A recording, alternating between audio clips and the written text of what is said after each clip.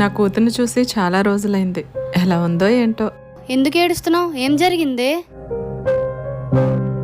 మా ఆయన రోజు తాగొచ్చి నన్ను కొడుతూనే ఉన్నారు.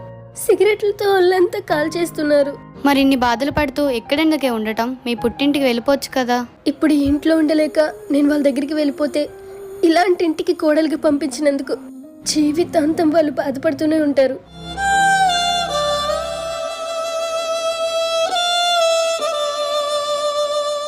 హలో, ఏమ్మా ఎలా ఉన్నావు? నేను బానే ఉన్నానమ్మా. మీ ఆయన బాగానే చూసుకుంటున్నాడా? మా ఆయనకేంటమ్మా, నన్ను చాలా బాగా చూసుకుంటున్నారు. నన్ను కాలు కూడా కింద పెట్టనివ్వడం లేదు. నేను ఇక్కడ చాలా హ్యాపీగా ఉన్నానమ్మా. నా కోసం మీరేం బెంగపడకండి.